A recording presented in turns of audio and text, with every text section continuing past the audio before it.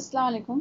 आज हम 9th की दूसरी इकाई का छठा पाठ जिसका नाम है सागर और मेघ, आज हम वो पढ़ने वाले हैं और उसके लेखक का नाम है राय कृष्णदास। यहाँ पर सागर और मेघ के बीच में संवाद चल रहा है। उसको बताया गया है कि उनके बीच में क्या संवाद चल रहा है। और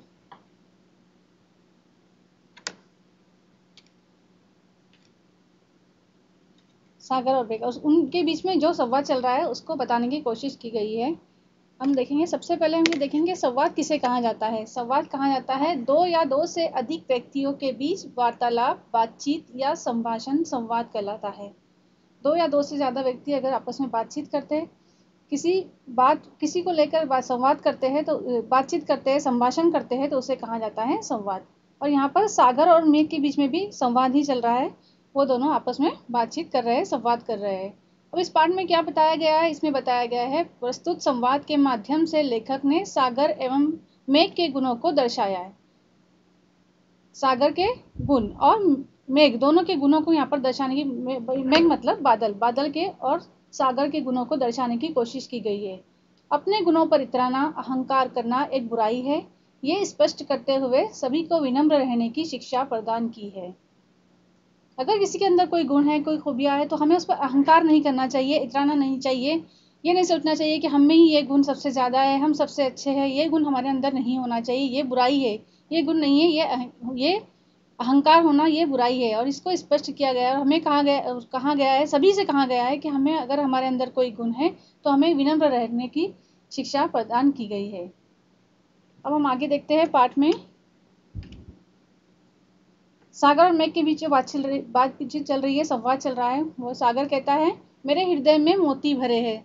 सागर जो है मेघ से बोल रहा है, बादल से बोल रहा है कि मेरे हृदय में क्या भरे हुए हैं, मोती भरे हुए। हृदय मतलब दिल, मेरे दिल में या मेरे अंदर क्या भरे हुए हैं, मोती भरे हुए हैं। मेघ ने कहा, हाँ वही मोती जिनके कारण है मेरी बूंदे। और मेघ उससे क्या कर रहा है कि तुम्हारे अंदर जो मोती भरे हुए हैं उसका कारण क्या है, मेरी बूंदे मेरी ही बूंदे हैं, जिसके कारण तुम्हारे अंदर मोती भरे हुए हैं। जो मोती बनता है वो कहाँ बनता है, सीप के अंदर। सीप के अंदर जब बारिश का पानी या कतरा, पहला कतरा जाता है उसके अंदर, और उसके ऊपर जो घोंगा आता है वो अपना, उसके जो उसके जो लचीलापन निकलता है उसके अंदर से, तो वो उसके ऊपर कवर बनता है और उससे मोती निर्माण होता है। तो इसीलिए उसे बोल रहा है कि तुम्हारे अंदर जो मोती निर्माण होते हैं, तुम्हारे अंदर जो मोती भरे हुए हैं, उसके कारण क्या है, मेरी ही बूंदे हैं। सागर ने कहा, हाँ हाँ वही वारी जो मुझसे हरण किया जाता है, चोरी का गर्व। अब सागर उससे कह रहा है कि दोनों अपनी अपनी बड़ाई कर रहे हैं, दोनों अहंकार कर रहे हैं, इसलिए वो बोल रहा है कि हाँ हाँ वही वारी, वही पानी जो मुझसे क्या किया जाता है, हरण किया जाता है, चोरी किया जाता है, अगवा किया जाता है, चोरी का गर्व। और तुम क्या कर रहे हो, बादल को बोल रहा है वो, कि तुम चोरी पर गर्व कर रहे हो। वही पानी तुम मुझे देते हो जिसकी मोती बनती है, जो पानी तुम मुझसे चोरी करते हो।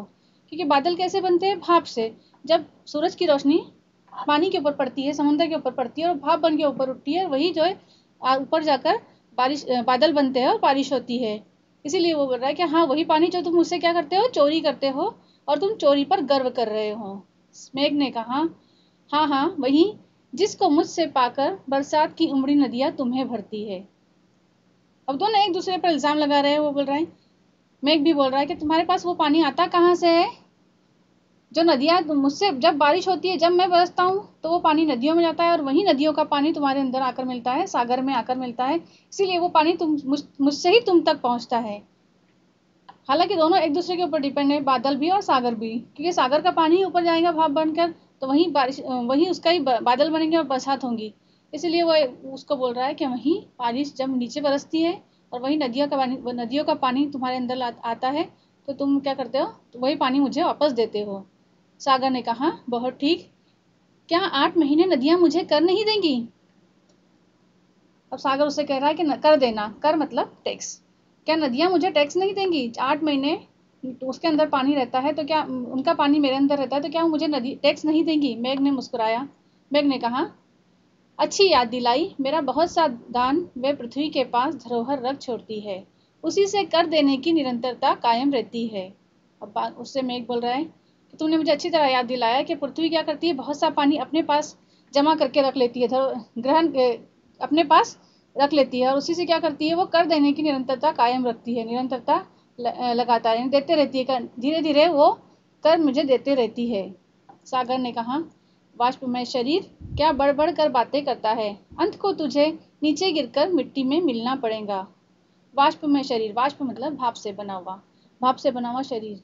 उससे सागर बादल को क्या कह रहा है कि तेरा शरीर किससे बना हुआ है, भाप से बना हुआ शरीर है, तू क्या बड़बड़ कर बातें कर रहा है, अंत में तुझे कहाँ गिरना है, नीचे मिट्टी में ही मिलना पड़ेगा।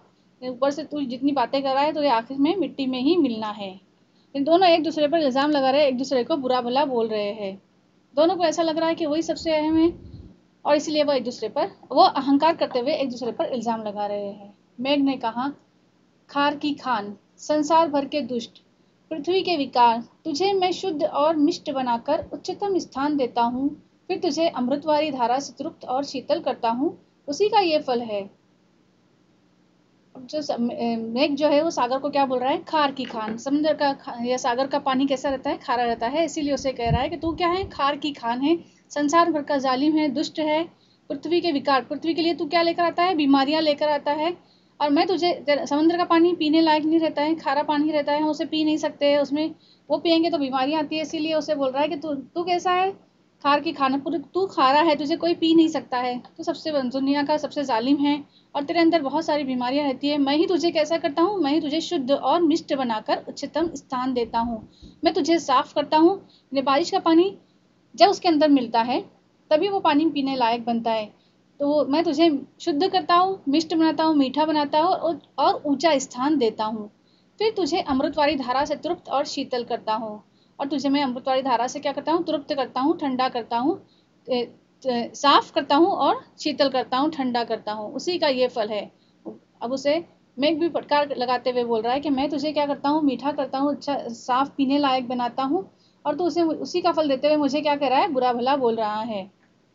सागर ने कहा, हाँ हाँ, दूसरों के करतूत पर गर्व, सूर्य का यश अपने पल्ले।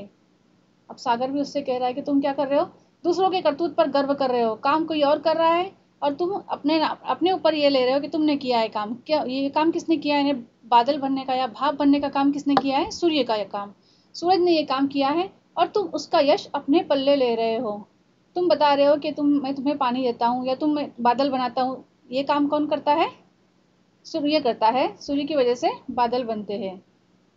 मेघ ने अठास करता है, क्या मैं 4 महीने सूर्य को विश्राम जो देता हूँ, वो उसके विनियम में ये करता है, उसका ये कर्म मेरी संपत्ति है, वो तो बदले में केवल विश्राम का भागी है।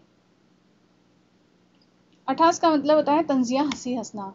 मेघ जो है तंजिया हंसी हंसते हुए या जोर जोर से तंजिया हंसी हंसते हुए कहता है कि क्या मैं 4 महीने सूर्य को विश्राम नहीं देता, क्योंकि जब बारिश होती है तो सूरज निकलता है, नहीं निकलता है, सूर्य नहीं निकलता है, इसीलिए वो बोल रहा है कि जब बारिश का मौसम रहता है 4 महीने मैं सूरज को आराम देता हूँ, विश्राम देता हूँ, आराम देता हूँ, और वो उसी के विनियम में और उसी के बदले में, विनियम मतलब विनियम में, बदले में वो मुझे क्या करता है, तुम्हें भाप बनाकर ऊपर सूरज की जो सागर की जो रहती है पानी, उसका भाप बनाकर ऊपर मुझे देता है, उसका ये क्रम मेरी संपत्ति है, और ये मेरी संपत्ति है क्योंकि मैं उसे 4 महीने आराम देता हूँ, इसीलिए वो मुझे भाप बनाकर बादल बनाकर ऊपर देता है। वो तो बदले में केवल विश्राम का भागी है, और बदले में उसे क्या मिल रहा है, विश्राम मिल रहा है, आराम मिल रहा है। सागर ने कहा, और मैं जो उसे रोज विश्राम देता हूँ, सागर उसे बोल रहा है कि मैं क्या करता हूँ, उसे रोज आराम देता हूँ। मेघ ने कहा, उसके बदले में तो वो तेरा जल शोषण करता है। मेघ उससे कह रहा है, अब सागर भी बोल रहा है कि मैं क्या करता हूँ, उसको रोज आराम देता हूँ, फिर इसलिए बोल रहा है कि वो उसके बदले में तेरा रोज जल शोषण करता है, क्योंकि जैसे सूरज की रोशनी पड़ती है, सूरज जब तेज होता है उसकी वजह से पानी भाप बनकर ऊपर उठते जाता है। सागर ने कहा, चाहे कुछ भी हो जाए मैं निज व्रत नहीं छोड़ता, मैं सदैव अपना कर्म करता हूँ और अन्यों से करवाता भी हूँ। अब सागर उससे कह रहा है कि मैं जो कुछ भी हो जाए, मैं निज व्रत, अपना जो भी काम है, जो अहद है अपना, मैं वो नहीं छोड़ता हूँ, मैं अपना काम हमेशा करते रहता हूँ और अन्य से भी करवाता हूँ। मैं खुद ही नहीं करता बल्कि जो लोग और दूसरे भी हैं, मैं उनसे भी वो काम करवाता रहता हूँ, जो मेरी जिम्मेदारी है, जो मेरा फर्ज है, वो मैं पूरी तरह से करता हूँ। यानी ये दोनों एक दूसरे पर बस तंज कर रहे हैं, अहंकार में एक दूसरे पर इल्ज़ाम लगा रहे हैं, दोनों अपने आप को अच्छा समझ रहे हैं, सबसे अच्छा वो अपने आप को समझ रहे हैं, इसीलिए वो एक दूसरे पर इल्ज़ाम लगा रहे हैं, हालांकि दोनों एक दूसरे के ऊपर ही डिपेंड करते हैं। मेघ ने इतला कर कहा, धन्य रे व्रती, मानो श्रद्धा पूर्वक तू सूर्य को वो दान देता है, क्या तेरा जल वो हठात नहीं करता।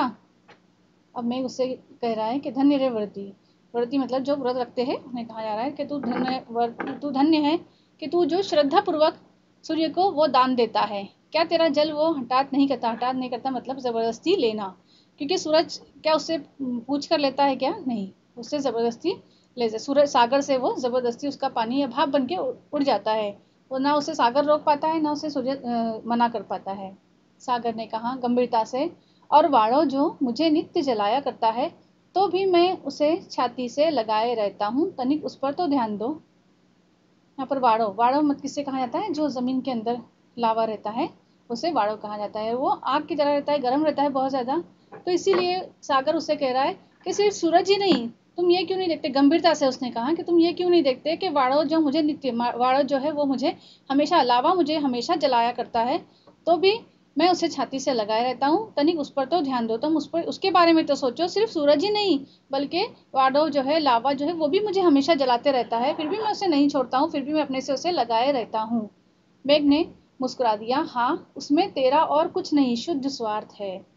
अब उसे बादल क्या बोल रहा है कि इसमें तेरा ही फायदा है, तेरा ही स्वार्थ है, तेरा ही फायदा है उसके अंदर। कैसे फायदा है, क्योंकि वो तुझे जो ना जलाता ना रहे तो तेरी मर्यादा ना रह जाए। अगर वाड़ा तुझे ना जलाता रहे, लावा तुझे ना जलाता रहे, तो तेरी मर्यादा नहीं रह जाएंगी। कैसी मर्यादा नहीं रह जाएंगी, जैसे अगर सागर का पानी भाप बनकर ऊपर नहीं उड़ते रहेगा तो सागर का पानी बाहर निकलने लगेगा, आसपास के जो इलाके हैं वहां पर फैलने लगेगा, और उससे क्या हो जाएगा, बाढ़ आने लगेंगी। इसीलिए उसे बोल रहा है कि उसमें सिर्फ तेरा ही फायदा है, तेरा ही स्वार्थ है, क्योंकि वो तुझे अगर जलाता नहीं रहेगा तो तेरी मर्यादा ना रह जाएंगी। सागर ने गरज कर कहा, तो उसमें मेरी क्या हानि, हाँ प्रलय अवश्य हो जाए।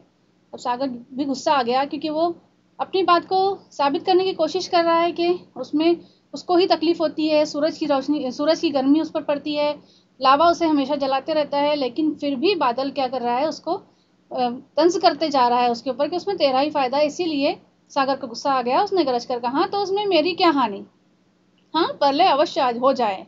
प्रलय मतलब सैलाब आना, इसमें मेरी क्या हानि, मेरा क्या नुकसान है इसमें। अगर मुझे वाड़ो ना जलाता रहे, अगर मुझे लावा ना जलाता रहे, या सूरज की रोशनी या गर्मी मुझ पर ना पड़ती रहे, तो उसमें उससे मेरी क्या हानि होगी, क्या नुकसान होगा। हाँ क्या होगा, प्रलय अवश्य हो जाए। प्रलय मतलब सैलाब जरूर आ जाएगा। मेघ ने एक सांस लेकर कहा, ये हिंसा वृत्ति और क्या। अब मेघ उससे कह रहा है कि हाँ तुम कैसे क्या कर रहे हो, हिंसा के बारे में सोच रहे हो, तुम्हारी फितरत कैसी है, हिंसा करने वाली फितरत है, और क्या। मर्यादा नाश क्या कोई साधारण बात है, तुम अपनी मर्यादा को अगर नाश कर दोगे तो क्या ये साधारण बात है। अगर सागर ने अपनी मर्यादा को नाश कर दिया तो क्या होगा, सैलाब आ जाएगा, बहुत सारे लोगों की जानी माली दोनों भी नुकसान होगा। इसीलिए बोल रहा है कि तुम उसे साधारण बात समझ रहे हो, तुम इतनी आसानी से बोल रहे हो कि अगर मुझसे, अगर मेरे सैलाब, अगर सूरज की रोशनी नहीं पड़ेगी, अगर लावा मुझे नहीं तपाएगा तो उससे मुझे क्या होगा। लेकिन ये कोई साधारण बात नहीं है, अगर तुम अपनी मर्यादा नाश कर दोगे तो बहुत ज्यादा नुकसान होगा। सागर ने कहा, हो हुआ करे, मेरा आयास तो बढ़ जाएगा। अब सागर उससे क्या कह रहा है कि अगर नुकसान होता है तो हो जाए, उससे मेरी कोशिश तो बढ़ जाएंगी। आयास, कोशिश, उसने कहा कि मेरी कोशिश तो बढ़ जाएंगी। मेघ ने कहा, ओह श्क्लांता की इतनी बड़ाई। अब उसे क्या बोल रहा है कि तुम क्या कर रहे हो, तुम जो शरारत कर रहे हो उसको, अपनी शरारत को इतनी बढ़ाई दे रहे हो, जो तुम करने वाले हो, तुम कह रहे हो कि अगर नुकसान होता है, सैलाब आता है, प्रलय आता है तो हुआ हो जाए, तो ये उसकी इतनी इतनी बड़ाई। सागर ने कहा, अपनी ओर तो देख, जो बादल होकर आकाश भर में इधर से उधर मारा मारा फिरता है। अब उसे मेघ को बोल रहा है सागर कि तू अपनी तरफ देख, तू मुझे ही कब से बोल रहा है, तुम अपने तरफ देखो कि तुम क्या करते हो, बादल होकर आकाश भर में इधर से उधर मारे मारे फिरते हो। मेघ ने कहा, धन्य तुम्हारा ज्ञान, मैं यदि सारे आकाश में घूम फिर के संसार का निरीक्षण ना करूं, और जहां आवश्यकता हो वहां जीवन दान ना करूं, तो रसा नीरस हो जाए, उर्वरा से वंध्या हो जाए। तू नीचे रहने वाला ऊपर रहने वालों के इस तत्व को क्या जाने। उसकी सागर की बात सुनकर बादल उसे कह रहा है कि तू क्या, धन्य रे तुम्हारा ज्ञान, मैं अगर आकाश में घूम फिर कर संसार का निरीक्षण ना करूं, निरीक्षण करना, देखना, जानकारी हासिल करना, कि अगर मैं आकाश में इधर उधर घूम कर ना देखूं और जहां आवश्यकता हो जीवन दान ना करूं, जहां जरूरत है मेरी और मैं वहां पर जीवन दान ना, अपना पानी ना बरसाऊं, तो रसा नीरस हो जाए। रसा जमीन, जमीन बेजान हो जाए। नीरस जमीन कैसी हो जाएंगी? बेजान हो जाएंगी। उर्वरा से वंध्या हो जाए, जो उर्वरा जरखेज और वंध्या बंजर, ये एक दूसरे के पर्यायवाची विरोधार्थी शब्द है, उर्वरा और वंध्या। एग्जाम में भी इसका सवाल आते रहता है कि पैसेज में से विरोधार्थी शब्द की जोड़ी पहचानो, इस तरह का क्वेश्चन आता है। तो उसके लिए ये उर्वरा और वंध्या जो है एक दूसरे के विरोधार्थी शब्द है। तो इसलिए ये अब यहाँ पर बादल जो सागर को बोल रहा है कि अगर मैं आकाश में सब तरफ चारों तरफ ना घूमूं और ना देखूं तो क्या हो जाएगा? उससे ज़मीन की जरखेजियत खत्म हो जाएंगी, उर्वरा से वंध्या हो जाएंगी। ज़मीन कैसी हो जाएंगी? जरखेज से बंजर हो जाएंगी। तू नीचे रहने वाला ऊपर रहने वालों के इस तत्व को क्या जाने। तू जो है नीचे रहने वाला है और तू हमारे तत्व को, हमारे सूलों को क्या जाने। सागर ने कहा, यदि तू मेरे लिए ऊपर है तो मैं तेरे लिए ऊपर हूँ, क्योंकि हम दोनों का आकाश एक ही है। उसने ऐसा क्यों कहा? सागर ने उससे कहा कि अगर यदि तू मेरे लिए ऊपर है तो मैं तेरे लिए ऊपर हूँ, क्योंकि जो भाप का पानी बादल किससे बनते हैं? उसी के पानी, सागर के पानी से ही बनते हैं। इसलिए बोल रहा है कि तू ऊपर है तो मैं भी तेरे लिए कैसा हूँ? ऊपर हूँ, क्योंकि हम दोनों का आकाश एक ही है। मेघ ने कहा, हाँ निसंदेह ऐसी दलील वही लोग कर सकते हैं जिनके हृदय में कंकड़ पत्थर और शंख घोंगे भरे हैं।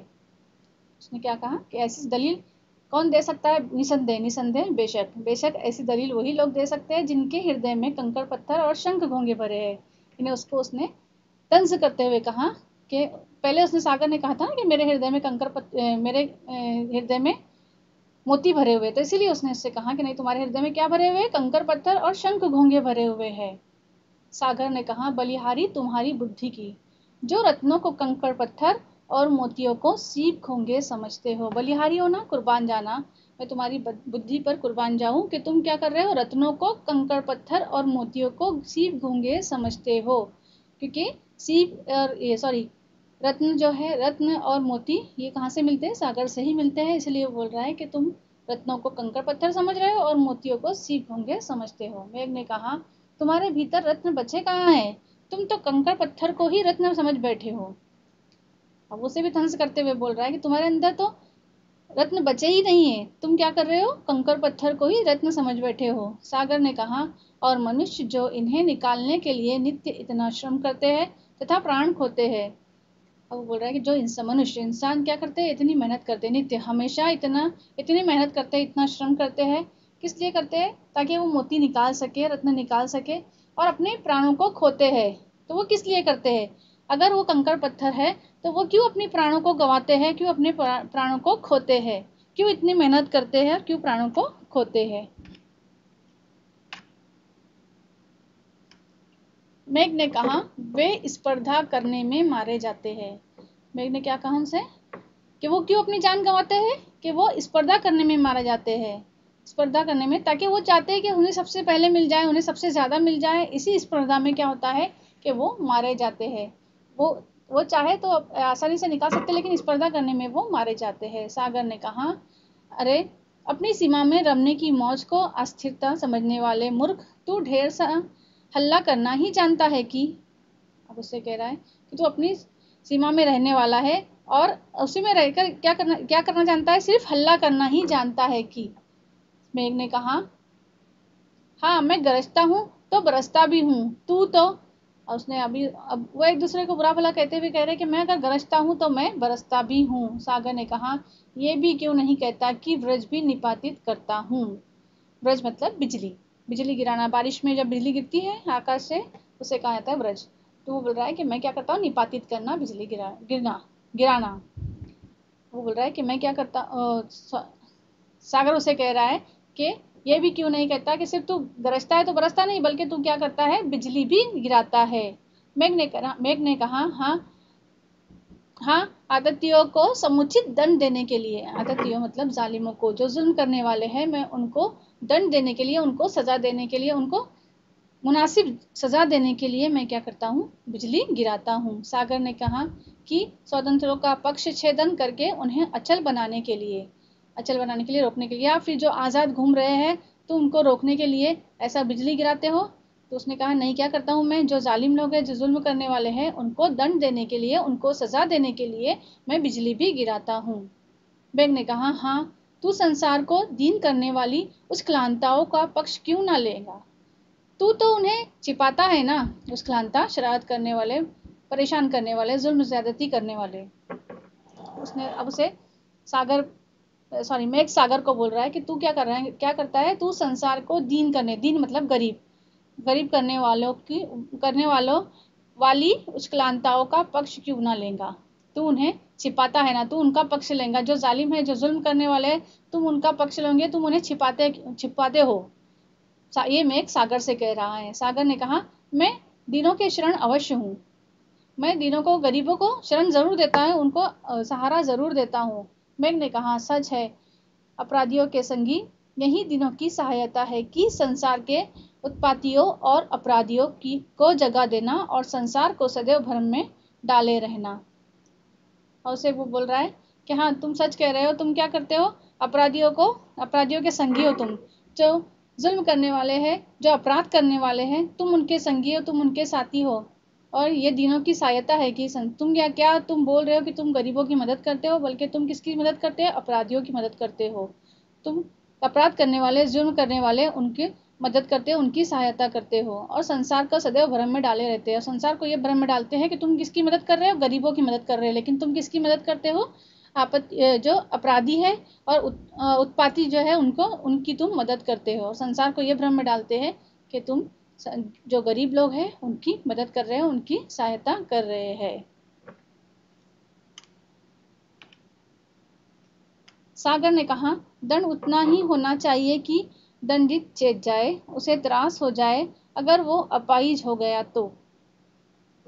अब सागर उसे कह रहा है कि दंड भी उतना ही देना चाहिए जितना, जो दंड जिसे दिया जा रहा है, जिसे सजा दी जा रही है, वो उसे बर्दाश्त कर सके, वो उसे झेल सके। उसे त्रास हो जाए, उसे तकलीफ जरूर हो, उसे त्रास जरूर हो अगर वो अपाहिज हो गया तो, पर ऐसा ना हो कि वो अपाहिज हो जाए। कि जब बिजली गिरती है तो बहुत सारे लोग मर जाते हैं या फिर अपाहिज हो जाते हैं। तो इसीलिए वो बोल रहा है कि अगर तुम जो जुल्म करने वाले हैं, तुम उनको अगर दंडित करना चाहते हो तो ऐसे इस तरह से करो, उनको इस तरह से सजा दो कि उनको तकलीफ हो, लेकिन ऐसा ना हो कि वो अपाहिज हो जाए। और तुम क्या करते हो कि तुम उन्हें क्या कर देते हो, अपाहिज कर देते हो। मेघ ने कहा हाँ, ये भी कोई नीति है कि आतिथ्य नित्य अपना सिर उठाना चाहे और शास्ता उसी की चिंता में नित्य शस्त्र लिए खड़ा रहे, अपने राज्य की कोई उन्नति ना करने पावे। अब बादल ऐसे बोल रहा है सागर को कि अगर मैं उनको सजा ना दूं तो क्या होगा, कि ये भी कोई नीति है, कि ये भी कोई उसूल है कि जो जुल्म करने वाले हैं वो हमेशा अपना सिर उठाते रहे, और शास्ता जो शासन चलाने वाले हैं वो हमेशा इसी चिंता में लगे रहे, शस्त्र लिए खड़े रहे कि कब जो जुल्म करने वाले हैं वो अपना सिर उठाए और वो उनको ख़त्म कर सके। और अगर इसी तरह से अगर करने में लगे रहेंगे तो वो अपने राज्य की कोई उन्नति ना करने पाएंगे। कर पाएंगे क्या, नहीं कर पाएंगे, क्योंकि उनका पूरा ध्यान किस में लगा रहेगा, जो लोग दूसरों को परेशान कर रहे हैं, जो उसको शास्ता जो है उसको परेशान करने की कोशिश कर रहे हैं, तो अगर उनके इसमें ही वो लगा रहेगा शास्ता, शासन करने वाला, तो वो अपने राज्य की उन्नति पर ध्यान नहीं दे पाएगा। इसीलिए सागर बोल रहा है कि मैं क्या करता हूँ, इसीलिए मैं क्या करता हूँ, ऐसे लोगों को इतनी तकलीफ दे देता हूँ, बिजली गिराता हूँ तो इतनी तकलीफ दे देता हूँ कि वो फिर उठ ही नहीं पाते, या तो फिर बहुत ज़्यादा तकलीफ उन्हें हो जाती है, वो अपाहिज हो जाते हैं। सागर ने कहा भाई अपने क्रोध को शांत करो, क्रोध में बात बिगड़ जाती है।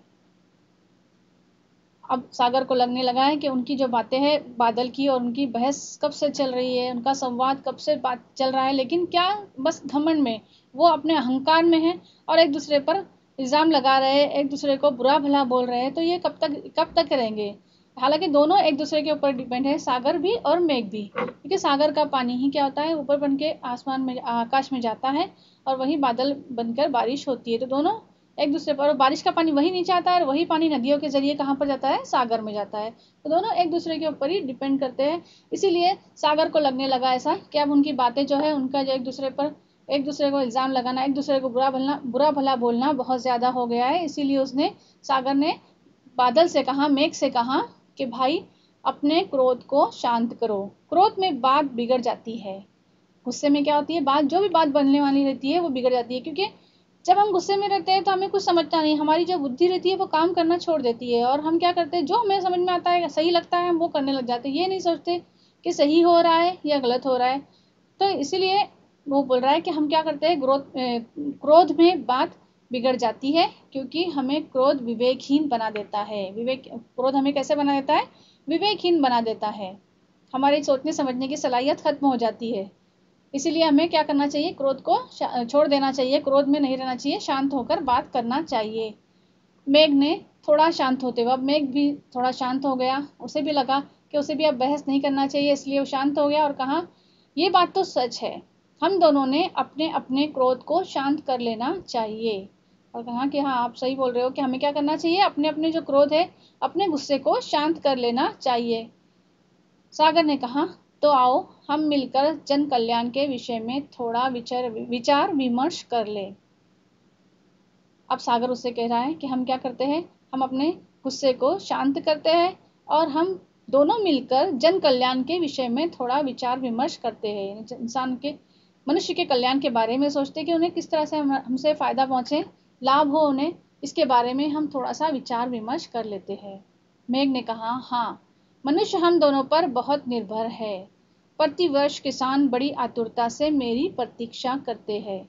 और उसने कहा कि हाँ आप सही बोल रहे हो, सागर से कहा उसने कि हाँ मनुष्य क्या है, हम दोनों पर बहुत निर्भर है, पानी पर, सागर पर भी निर्भर है और बादल पर भी निर्भर है, क्योंकि बारिश अगर नहीं होगी तो फसलें तैयार नहीं होंगी। इसीलिए बोल रहा है कि मनुष्य हम दोनों पर बहुत निर्भर है, प्रतिवर्ष किसान बड़ी आतुरता से मेरी प्रतीक्षा करते हैं। आतुरता बेचैनी, प्रतीक्षा करना इंतजार करना। और कहा कि हर साल किसान क्या करते हैं, बड़ी बेचैनी से मेरी प्रतीक्षा करते हैं, मेरा इंतजार करते हैं। किसका इंतजार करते हैं, बादलों का, बारिश का।